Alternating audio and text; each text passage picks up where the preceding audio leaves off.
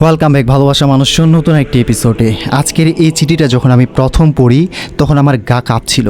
সত্যি বলতে এটা শুধু একটা মেয়ের ভয়ঙ্কর গল্প না, এটা একজন বেঁচে থাকা মেয়ের লড়াই। একটা মেয়ে যা সুরে ঢুকিয়ে দেওয়া হয়েছিল এমন কিছু যেটা মানুষ না, যেটা অন্ধকার।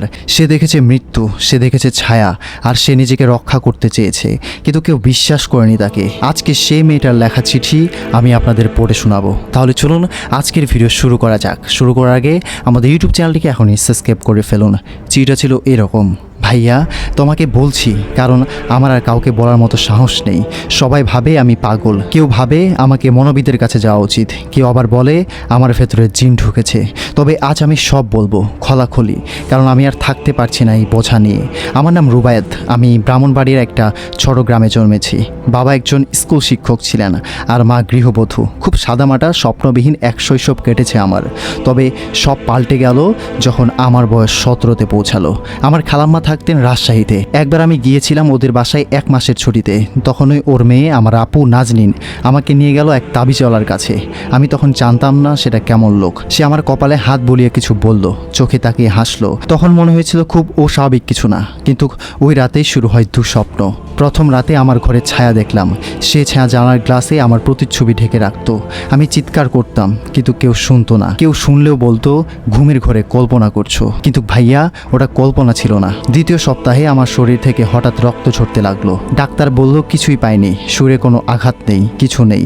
আমি তখনও চুপ ছিলাম, মাকে কিছু বলিনি, কিন্তু আমি জানি ওই তাবিজওয়ালাটা কিছু একটা করেছিল। তৃতীয় সপ্তাহে সে আবার এলো। আপু নিজেই বলল, আবার একটু দেখা করো, তুমি তো এখন খুব দুর্বল হয়ে যাচ্ছ। আমি না বলতে পারিনি। সেদিন সে আমার কপালে নয়, এবার আমার বুকের মাঝখানে একটা ধাতব তাবিজ ঠেকিয়ে বলেছিল, তুই আমার মেয়ে হয়ে গেছিস, এখন আর কেউ তোর না। সে রাতে আমার শরীর কাঁপতে লাগলো। আমি চিৎকার করে কাঁদছিলাম, মা দূর থেকে ডাকছিলেন, কিন্তু আমার গলা বের হচ্ছিল না। আমার শরীর আমার ছিল না ভাইয়া, মনে হচ্ছিল কেউ আমাকে ভেতর থেকে চালাচ্ছে। পরদিন সকালে দেখি আমার হাতে লাল লাল দাগ, নখের আঁচড়ের মতো। আমি কিছু বললে সবাই বলতো নিজেই করেছো এসব। ভাইয়া, এরপর যা হলো সেটা আর স্বাভাবিক না, সেটা একটা দুঃস্বপ্ন না, সেটা ছিল সত্যি, অন্ধকারের সত্যি। আমার এক বান্ধবী ছিল, নাম আফরোজা। সে আমার খুব কাছের ছিল। আমি শুধু ওকে বলেছিলাম আমি ছায়া দেখি, আমার ঘরে কেউ আসে, আমি ঘুমাতে পারি না। সে শুধু বলেছিল, তুই কি তাবিজ করেছিস কিছু? আমি মাথা নাড়লাম, কিন্তু রাতে দেখি সে আমার ঘরে এসেছে। আমার মাথায় হাত বুলিয়ে বলছে, সব ঠিক হয়ে যাবে রুবা, আমি আছি। ভাইয়া, ওর কথা শেষ হওয়ার আগে ওর গলা আটকে গেল। ওর চোখ দুটো একদম কালো হয়ে গেল, মুখ থেকে ফেনা উঠতে লাগলো, আর আমি কিছু করতেও পারছিলাম না। এক মুহূর্তের মধ্যে সে মাটিতে পড়ে গেল, নিশ্চুপ, একদম মারা গেল। ডাক্তার বলল স্ট্রোক, পুলিশ বলল আত্মহত্যা, কিন্তু আমি জানতাম ও মারা যায়নি, ওকে মেরে ফেলা হয়েছিল আমার চোখের সামনে। ওর ভেতরে যে কিছু ঢুকেছিল সেটা আমি বুঝতে পেরেছিলাম, কারণ সেটা আমি আগে নিজে টের পেয়েছি।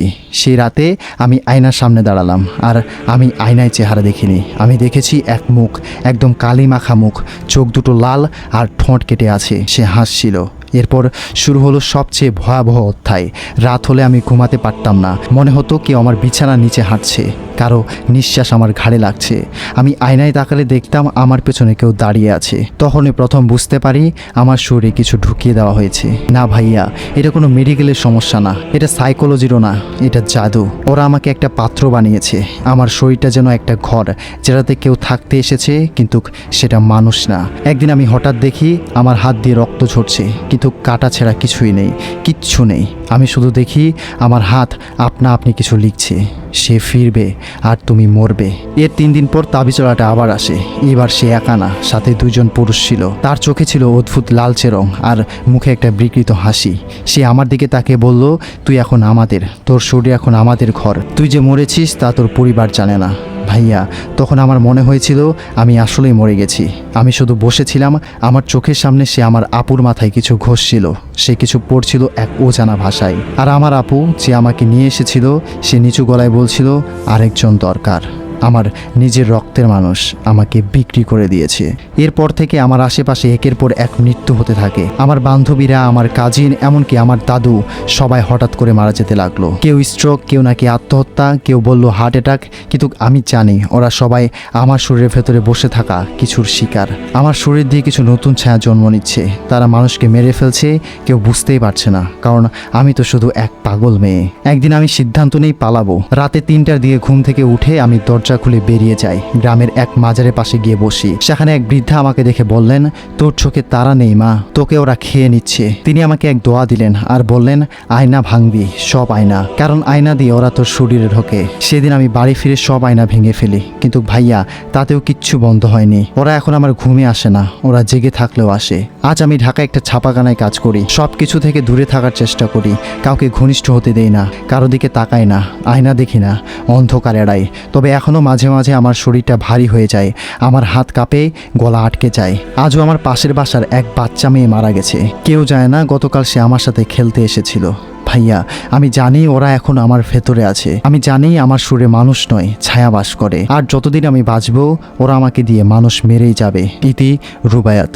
প্রিয় ভালোবাসা মানুষজন, এখন আমি আপনাদেরকে বলতে চাই, আপনারা যারা এখনও এই ভিডিওটি দেখছেন তারা অনুভব করেছেন এই গল্পের আতঙ্ক, বিষণ্ণতার, অসহায়ত্ব। এটা যদি সত্যি হয় তাহলে আমরা কোন পৃথিবীতে বাস করছি? আর যদি গল্প হয় তাও এমন গল্প যা আমাদের বুঝিয়ে দেয় কিছু কিছু দুঃস্বপ্ন ঘুম ভেঙেও শেষ হয় না। এই ভিডিওটি শেয়ার করুন, কেউ একজন হয়তো এমন অভিজ্ঞতার ভেতর দিয়ে যাচ্ছেন এখনও। ভালো থাকবেন, সুস্থ থাকবেন, আর অবশ্যই সাবধানে থাকবেন। দেখা হচ্ছে পরবর্তী এপিসোডে। আর অবশ্যই আমাদের ইউটিউব চ্যানেলটিকে এখনই সাবস্ক্রাইব করে ফেলুন।